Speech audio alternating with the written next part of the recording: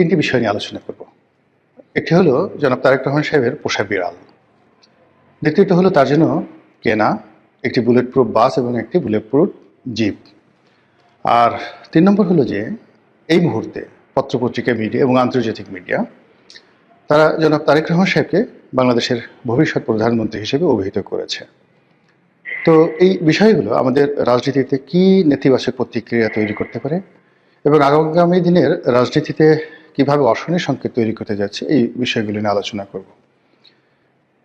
আলোচনার শুরুতে যে বিষয়টি বলা দরকার যে এটি কেন জরুরি, যে একটা বিড়াল, একটা বুলেট প্রুফ গাড়ি বা কেউ যদি কাউকে প্রধানমন্ত্রী হিসেবে বলে, এটি রাজনীতির জন্য কেন ক্ষতিকর হবে বা সমাজের জন্য কেন ক্ষতিকর হবে।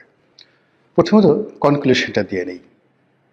যখন আপনার এই সমাজে অনেক বড় বড় গুরুত্বপূর্ণ সমস্যা থাকবে, সে সকল সমস্যা বাদ দিয়ে আমরা যখন ছোট ছোট সমস্যা নিয়ে নাচানাচি করব, যখন আপনার কাছে খুব মহামূল্যবান সামগ্রী থাকবে, সেই মহামূল্যবান সামগ্রী আপনি ডাস্টবিনে অর্থাৎ ভাগাড়ে ফেলে দিয়ে ভাগাড়ের ময়লাগুলো নিয়ে আপনি আনন্দ করবেন, উল্লাস করবেন এবং ময়লাকে আপনি ভালোবাসবেন, আবর্জনাকে আপনি ভালোবাসবেন, তখন সেটা কী ধরনের বিপর্যয় তৈরি করতে পারে সমাজে, সেটা ইতিহাসে লিখিত রয়েছে। আপনারা জানেন যে পৃথিবীতে অনেক কলহপ্রবণ জাতি ছিল, যারা মহাকালের পুরোটা সময় ধরে পরস্পরের সাথে কলহ বিবাদ করেছে। তারা বেশিরভাগ সময় অন্য জাতিগোষ্ঠীকে হিংসা করেছে এবং শত্রুতা সৃষ্টি করেছে সবার সঙ্গে। আর যখনই তারা সময় পেয়েছে নিজেরা দ্বন্দ্ব এবং সংঘাত করে হাজার হাজার বছর ধরে এই পৃথিবীতে বহু বিপর্যয় সৃষ্টি করেছে। এবং ক্ষেত্র বিশেষে এমনও হয়েছে যে মহান আল্লাহ রাব্বুল আলামিন বেশ কয়েকবার আসমানি গজব দ্বারা পুরো সেই জাতিটিকে ধ্বংস করে দিয়েছেন। এর মূল কারণ ছিল যে তারা বিতর্ক করত, তারা ঝগড়াঝাটি করত এবং অহেতুক যে বিষয়গুলো দরকার নেই সেই বিষয়গুলো নিয়ে তারা বারবার নিজেদের মধ্যে দ্বন্দ্ব, সংঘাত, মারামারি, কাটাকাটি, এমনকি যুদ্ধ বিগ্রহ পর্যন্ত করত। জাতিটির নাম বনি ইসরাইল। বনি ইসরাইল জাতি একটি বাছুর নিয়ে, মানে একটি গরুর মূর্তি, সেই গরুর মূর্তি নিয়ে কি পরিমাণ যুদ্ধ করেছে, 10 লাখ লোক পরস্পরের সাথে কিভাবে যুদ্ধ করেছে সেই কাহিনী পবিত্র কালামে পাকে বর্ণনা করা আছে।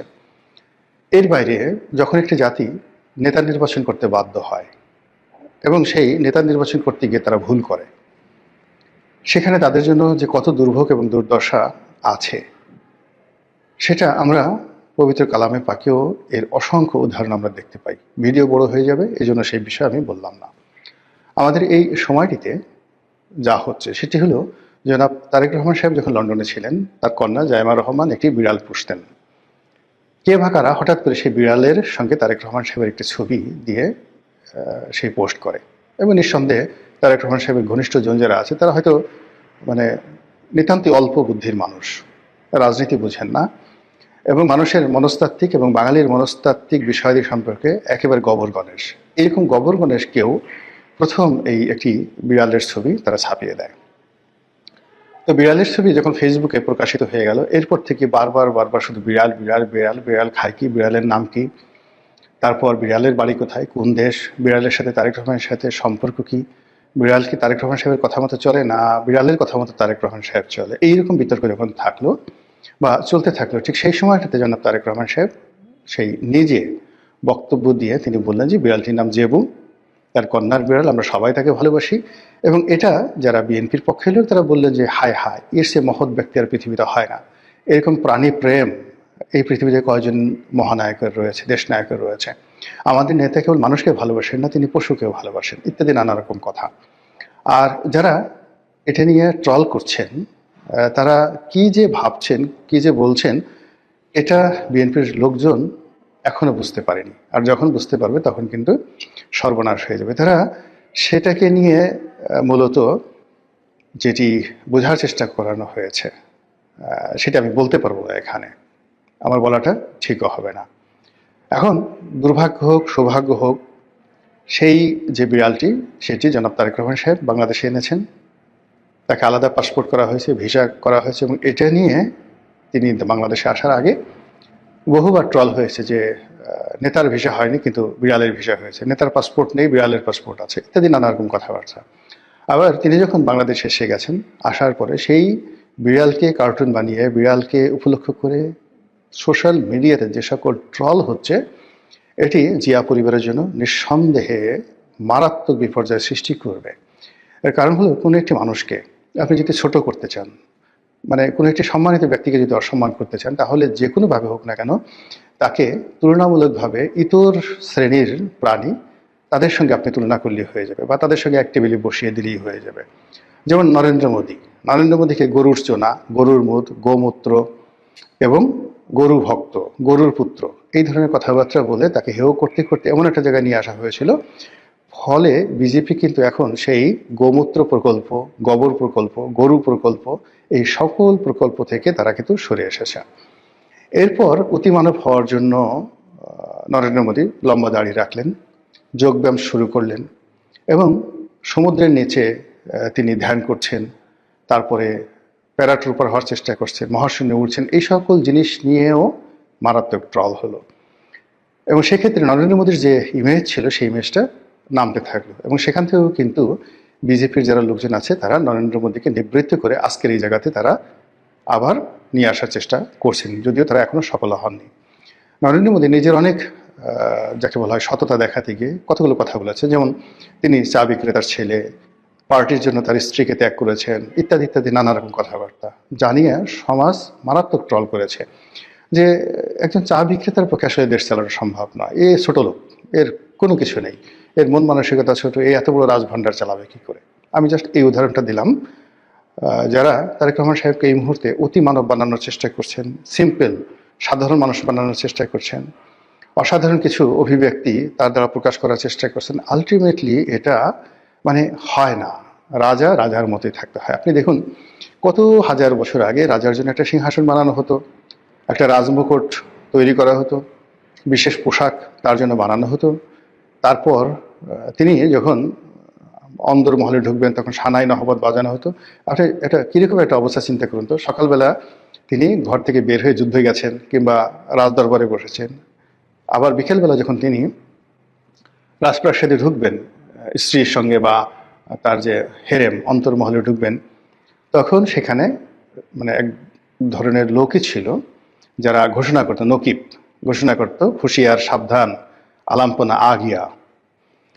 একথা বলার সঙ্গে সঙ্গে ঢোল বাদ্য বেজে উঠত এবং ওখানে সবসময় সানাই বাজানোর জন্য, নহবত বাজানোর জন্য এক ধরনের শিল্পী 24 আওয়ার্স থাকতো। তারা সেই রাজার আগমনকে আনন্দমুখর করার জন্য সানাই বাজাতেন। এটা এখন পর্যন্ত চালু আছে বিশ্বের সকল রাজপ্রাসাদগুলোতে। এবং অকেশনালি এই যে দেখুন, ইংল্যান্ডের রাজাদের জন্য ঘোড়া, তাদের জন্য ঘোড়ার গাড়ি এবং যত রাজ অভিষেক কেন সেইভাবে হয়, এর কারণ হলো মানুষ রাজাকে রাজার মতো দেখতে চায়, রাজাকে কখনো ফকিরের মতো দেখতে চায় না। তো সেই অর্থে যখন কোনো একটি রাজাকে হেয় করার জন্য প্রয়োজন পড়ে, তখন খুব কৌশলে তার সঙ্গে একটি পশুকে জুড়ে দেওয়া হয়। আপনি যেমন ধরুন ইয়াজিদ। তো ইয়াজিদের নাম তো আপনারা সবাই জানেন, তার একটি পোষা বিড়াল ছিল, নয় বানর ছিল। তো সেই বানরটিকে নিয়ে সেই মানে যাকে বলা হয় রাজদরবারে যারা লোকজন, তারা এতটা চালাকি করতেন, সেই চালাকি করার ফলে কি হতো, সবাই মনে করতেন যে বানর ছাড়া আসলে মানে বানরকে আদর করা ছাড়া, বানরকে প্রিভিলেজ দেওয়া ছাড়া, বানরের বন্দেগি করা ছাড়া কোনো অবস্থাতেই ইয়াজিদের কাছে যাওয়া যাবে না। এবং এই চাটুকার শ্রেণী তারা কি করলো, রাজদরবারে ইয়াজিদের জন্য যে সিংহাসন তৈরি করা হয়েছিল সেই সিংহাসনের পাশে বানরের জন্য একটা সিংহাসন তৈরি করা হয়েছিল।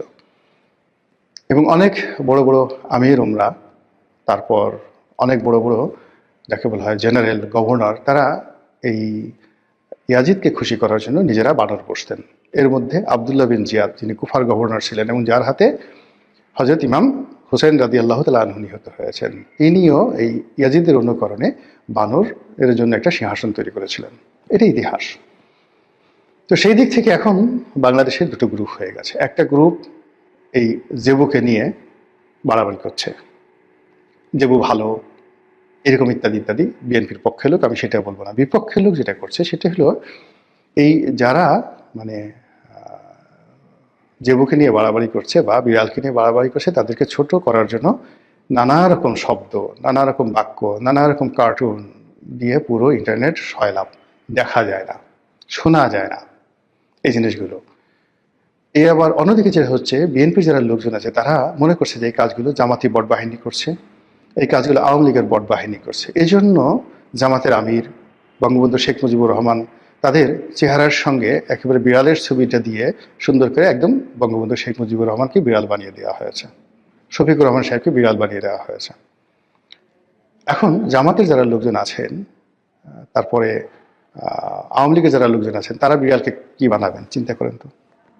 কার্টুন দিয়ে, ভিডিও দিয়ে কি বানাবেন?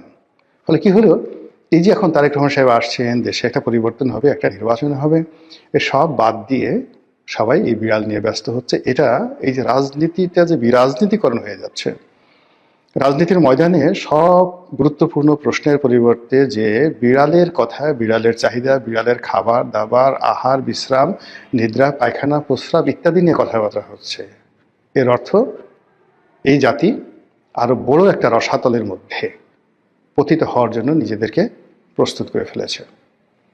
এই যে বিড়াল নিয়ে জনাব তারেক রহমান সাহেবকে নিয়ে যে আদিক্ষেতা হচ্ছে, পক্ষে তার পক্ষে যে আদিক্ষেতাগুলো হচ্ছে, এটা হাইয়েস্ট 3 থেকে 4 দিন থাকবে। এরপরে এই যে যারা বিড়ালের বিরুদ্ধে বলছে, তারা এটাকে ভাইরাল করতে করতে এমন একটা পর্যায়ে চলে যাবে যে এই জেবু রীতিমতো বিএনপির জন্য একটা, যাকে বলা হয়, সাইবার বুলিং ইনস্ট্রুমেন্ট হয়ে যাবে। প্রত্যেকটা বিএনপির যারা লোকজন আছে তারা নিজেদেরকে অপমানিত বোধ করবে, এবং এই বিড়ালের জন্য বিএনপির যত ক্ষতি হবে, আওয়ামী লীগ এত ক্ষতি হয়তো কোনোদিন করতে পারেনি। এই একটা জিনিস লিখে রাখেন। কাজেই এটা নিয়ে প্রথম দিন থেকে যারা মানে কাজ শুরু করেছে এবং এখন পর্যন্ত এটাকে যারা প্রিভিলেজ দেওয়ার চেষ্টা করছে, তাদের ব্যাপারে বিএনপির যারা কেন্দ্রীয় নেতৃত্ব রয়েছে তাদেরকে সতর্ক হতে হবে। আর দ্বিতীয়ত, এই বিষয়গুলো থেকে কিভাবে বের হয়ে আসা যায় সেই বিষয়গুলো চিন্তা ভাবনা করতে হবে, otherwise that will create a huge problem. দ্বিতীয় যে বিষয়টি, সেটি হলো তারেক রহমান সাহেবের জন্য বুলেট প্রুফ গাড়ি আর বুলেট প্রুফ বাস। এখন এটা নিয়েও নানা রকম ট্রল হচ্ছে। জামাতের আমির বলছে আমাদের কোনো বুলেট প্রুফ গাড়ি, বডিগার্ড, গানম্যান কিছু দরকার নেই, আমাদের জন্য আল্লাহই যথেষ্ট। আবার আরেক গ্রুপ বলার চেষ্টা করছে যে উনি বুলেট প্রুফ গাড়ি এনেছেন, তো সেটা বাদ দিয়ে তিনি কেন বাসের মধ্যে চড়লেন, বুলেট প্রুফ বাসে চললেন। বাসের সামনে তিনি গ্লাসের মধ্যে দাঁড়িয়ে তিনি হাত নাড়াচ্ছেন, এটা দেখতে দৃষ্টিকটু, ভীষণ রকম, মানে দেখতে একটা সার্কাসের মতো মনে হচ্ছে। তো এই যে কথাগুলো হচ্ছে, তারেক রহমান সাহেব এত কষ্ট করে আসছেন, তিনি সে দীর্ঘ জার্নি করে প্রথমে সিলেট থেকে ঢাকা বিমানবন্দর থেকে আবার সভাস্থলে আসা, কন্টিনিউয়াসলি 48 থেকে 56 ঘন্টার তার শরীরের উপরে ধকল শুরু হয়েছে। এর কারণ হলো লন্ডনের 17 বছরের একটি সংসার ছেড়ে আসার জন্য তাকে অন্তত 24 ঘন্টা আগের থেকে তাকে প্রস্তুতি নিতে হয়েছে। এরপরে লন্ডন থেকে সিলেটের দীর্ঘ জার্নি, সেই সারা রাত জার্নি করে আবার সেখান থেকে ঢাকা আসা। তো সব মিলে এই যে এতগুলো একটা ক্লান্ত শরীর নিয়ে তিনি যে সভাস্থলে আসলেন, এই বিষয়গুলো ধামাচাপা পড়ে গেল তার এই বুলেট প্রুফ বাস এবং বুলেট প্রুফ গাড়ির জন্য। এখানে একটা ব্যাপার হলো যে মানুষের দৃষ্টি আকর্ষণ হয়, বিতর্ক তৈরি হয়, এরকম কোনো জিনিসই যাওয়া উচিত নয়, যেটি এই মুহূর্তে ক্রিটিক্যাল টাইমে যেটা সহজাত। যেমন তিনি যদি তার সাধারণ গাড়িতে আসতেন, এমনকি তার ওই বুলেট প্রুফ গাড়িটাতেও আসতেন, এটি নিয়ে কোনো কথাবার্তা হতো না। কিন্তু যখনই এরকম একটা বুলেট প্রুফ আসলো, এটি নিয়ে এক ঝামেলা। 2 নম্বরে আবার বুলেট প্রুফ বাসে কেন উঠলেন? 3 নম্বরে তিনি যখন মঞ্চে উঠলেন, মঞ্চে ওঠার পরে তিনি সাধারণ চেয়ারে বসার চেষ্টা করলেন, প্লাস্টিকের চেয়ারে বসার চেষ্টা করলেন। এই জিনিসগুলো অতি মানবিকতা, অতি ভদ্রতা, যেটা এই সমাজ গ্রহণ করে না। গেল এটা নিয়ে বিতর্ক, এবং এই বিতর্ক করার ফলে কি হলো, পুরো তার যে বক্তব্য, ওখানে লোকজনের উপস্থিতি, এটার যে ভাব গাম্ভীর্য, সব কিছু বাদ দিয়ে এই দুটো বিষয়, বুলেট প্রুফ গাড়ি এবং তিনি প্লাস্টিকের চেয়ারে বসেছেন, এক পক্ষ বলছে এটা ঠিক হয়েছে, আর এক পক্ষ ঠিক হয়নি। এটা নিয়ে তর্ক বিতর্ক যখন হচ্ছে, আলটিমেটলি তার যে ওয়েট, এই ওয়েটটা কিন্তু লস হয়ে যাচ্ছে। থার্ডলি, তাকে ভবিষ্যৎ প্রধানমন্ত্রী হিসেবে যে কথাগুলো বলা হচ্ছে দেশের পত্রপত্রিকার মাধ্যমে, মূলত রয়টার্সের একটা রিপোর্ট, সেখানে রয়টার্স যেভাবে ইংরেজি করেছে, সে ইংরেজির বাংলা দাঁড়ালে যে এই মুহূর্তে বাংলাদেশের জনগণ যারা আছে তারা তাকে ভবিষ্যৎ প্রধানমন্ত্রী হিসেবে মনে করছে, বাংলাদেশের জনগণ। আর জনাব তারেক রহমান সাহেবের যারা পক্ষে লোক, তারা বলার চেষ্টা করছেন যে বিদেশি পত্রপত্রিকা, গণমাধ্যম, রয়টার্সের মতো আন্তর্জাতিক মাধ্যম জনাব তারেক রহমান সাহেবকে বাংলাদেশের ফিউচার প্রধানমন্ত্রী হিসেবে আখ্যায়িত করেছেন। কাজেই তার প্রধানমন্ত্রী হওয়া ঠেকায় কে? আর ওটার অনুকরণ করে বাংলাদেশে যারা ইন্টেলেকচুয়ালি কারাপ্টেড পত্রপত্রিকা, তারা তারেক রহমান সাহেবকে ছোট করার জন্য তাকে ভবিষ্যৎ প্রধানমন্ত্রী হিসেবে সম্বোধন করছেন। এটা বলতে গেলে এক ধরনের পাম দেওয়া, বাতাস দেওয়া। এবং যখন কাউকে বাতাস দেওয়া হয়, তখন সে তার ওজন হারিয়ে ফেলে এবং সে উড়তে থাকে। এটা যে কোনো মানুষই, এমন কোনো মানুষ নেই যে চাটুকার দ্বারা ক্ষতিগ্রস্ত হয়নি। বড় বড় মানুষ এবং মাঝে মধ্যে খলিফা আল মনসুরের মতো মানুষ, আপনারা জানেন আব্বাসীয় খলিফাদের মধ্যে যিনি সবচেয়ে মশহুর, যিনি এই আব্বাসীয় ডাইনেস্টির প্রকৃত প্রতিষ্ঠাতা বলা হয়, খলিফা আল মনসুর। তো খলিফা আল মনসুর হলেন বাদশাহ হারুন আর রশিদের দাদা। বাদশাহ হারুন আর রশিদের বাবার নাম খলিফা আল হাদি। খলিফা আল হাদির বাবার নাম হলো আবুল মনসুর, খলিফা আল মনসুর। তো তার বড় ভাই আবুল আব্বাস আর সাফা, যিনি এই যাকে বলা হয় মানে সাম্রাজ্যটি প্রতিষ্ঠা করেছিলেন। তো খলিফা আল মনসুর তিনি প্রায় পাগলের মতো হয়ে যেতেন এই চাটুকারিতা শুনতে শুনতে, এবং তিনি বুঝতেন যে আমি যদি এইভাবে চলতে থাকি তাহলে আমি মরে যাব, আমি শাসন কার্য চালাতে পারবো না। এই জন্য কয়েকদিন পরপরই তিনি একাকী বের হয়ে যেতেন, সাধারণ মানুষের সাথে কথা বলতেন এবং সাধারণ মানুষ যে তার সম্পর্কে, তার রাজ্য সম্পর্কে কী ধরনের নেতিবাচক কথা বলে এই জিনিসগুলো তিনি শুনতে চাইতেন, যাতে তার ভিতর যে সবসময় একটা গর্ব অনুভব হয় সেটা না থাকে। আর দ্বিতীয়ত তিনি খুঁজে খুঁজে অলি আল্লাহ, গাউস কুতুব এবং ঠোঁটকাটা প্রকৃতির সৎ মানুষ তাদেরকে রাজদরবারে আনতেন এবং প্রকাশ্য রাজদরবারে দাঁড়িয়ে তাদেরকে বলতেন আমার সম্পর্কে সমালোচনা করো। এবং খলিফা আল মনসুরকে তার প্রকাশ্য রাজদরবারে কিভাবে যে মানে উলঙ্গ করে দেওয়া হতো। একজন বলতো যে আপনি হচ্ছেন সবচেয়ে বড় শয়তান, আপনি নিজে শয়তানি করেন, ভণ্ডামি করেন, আর আশেপাশে চারিদিকে সব শয়তানগুলো আপনি দাঁড় করিয়ে রেখেছেন। শয়তানগুলো দাঁড় করিয়ে রেখেছেন, বড় বড় শয়তানদেরকে আপনি গভর্নর বানাচ্ছেন, তাদের অত্যাচারে দেশের মানুষ অতিষ্ঠ, আর আপনি আমাকে ডেকে আমার কাছ থেকে সত্য কথা শুনতে চাচ্ছেন। ফাজলামের একটা লিমিট আছে। কে কথা বলেছিল এটা? ওয়াসিল ইবনে আতা। খলিফা আল মনসুরের রাজদরবারে ওয়াসিল ইবনে আতা রহমতুল্লাহ আলাইহে এই কথা বলেছিলেন, খোঁজ নিয়ে দেখেন। তারপরে মানে ওয়াসকুরুনি, হজরত ওয়াসকুরুনি রাদিয়াল্লাহু তাআলা আনহু, তিনি খলিফা, যাকে বলা হয় খলিফা না ঠিক, তিনি বাদশাহ জাহাঙ্গীরের দরবারে উপস্থিত হয়ে কীভাবে তিনি সত্য কথা বলতেন। তো সেই অর্থে রাজনীতিবিদ যারা আছেন তাদের জন্য সবচেয়ে বড় বিপদ এবং বিপত্তির কারণ হলো চাটুকারিতা। এবং এই যে চাটুকারিতার আর একটা অসাধারণ উদাহরণ আছে, যে বই থেকে আমি এটা পড়েছি, সেটা হলো the glimpses of world history by Jawaharlal Nehru. তিনি এই কাহিনীটি বর্ণনা করেছেন। সেই কাহিনীটি হলো যে উত্তর ভারত বা আর্যাবর্তের যে সম্রাট, যাকে বলা হয় দ্য কিং অফ থানেশ্বর, সেই কিং অফ থানেশ্বর হর্ষবর্ধন। হর্ষবর্ধনের সভাকবি ছিলেন বাণভট্ট। বাণভট্ট সে বিখ্যাত হর্ষচরিত এখনও ইতিহাসের একটা বিরাট উপাখ্যান, এবং এটা কিন্তু অনেক আগের, মানে আল্লাহ রাসূল সাল্লাল্লাহু আলাইহি ওয়াসাল্লাম যখন রাজত্ব করতেন মদিনাতে, ঠিক সেই সময়ে এই ভারতবর্ষের কাহিনী। তখন এই বাংলা, বিহার, উড়িষ্যা থেকে শুরু করে উত্তর ভারত, মানে বিরাট অংশ, উত্তর ভারত মানে দিল্লি সহ, দিল্লি, থানেশ্বর এই অঞ্চল সহ যে রাজত্ব যিনি করতেন তিনি হর্ষবর্ধন। আর এই হর্ষবর্ধনের সময়টিতেই সে নালন্দা বিশ্ববিদ্যালয় প্রতিষ্ঠিত হয় এবং তার সভাকবি তখনকার দুনিয়াতে সবচেয়ে নামকরা কবি। এবং এখন মহাকালে আপনি যদি 1000 বছর, 1500 বছরের বা 2000 বছরের সবচেয়ে নামকরা যে কবি সাহিত্যিক আছেন তার মধ্যে 4-5 জন ব্যক্তি যদি আপনি আনেন, তার মধ্যে তিনি অন্যতম। বাণভট্ট, কালিদাস, আরব দেশে রয়েছে ইমরুল কায়েস, এরকম মানে মহাকালে যে সকল, হোমার, এদের পর্যায়ের সেই বাণভট্ট। কিন্তু তার অভ্যাস ছিল সারাক্ষণ তিনি মানে কবিতা লিখতেন ভালো, সব কিছু করতেন ভালো, কিন্তু দালালি করতেন। আর কবিদের অন্য যে সকল অভ্যাস থাকে সেই বদ অভ্যাসগুলো সবই তার ছিল। তো তিনি প্রায় কবিতা লিখে রাজার নামে চালিয়ে দিতেন, এবং ওই সময়টাতে যারা কবিতা লিখতে পারত মনে করা হতো তারা পৃথিবীর সবচেয়ে শ্রেষ্ঠ জ্ঞানী। তো রাজা, চারিদিকে শুধু রাজাকে প্রশংসা যে রাজা বিখ্যাত কবি। তো রাজা দেখেন যে আমি তো কবিতা লিখিনি, কে লিখলো।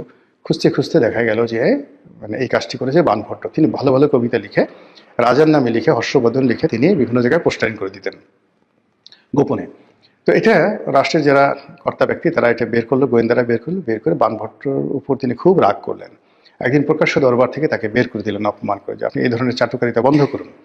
তো তিনি বের হওয়ার পরে যেটি বললেন যে রাজার সবচেয়ে বড় বিপদ হলো চাটুকার, আর রাজার জন্য সবচেয়ে অসম্ভব যে বিষয় হলো কোনো রাজাই চাটুকার ছাড়া চলতে পারে না।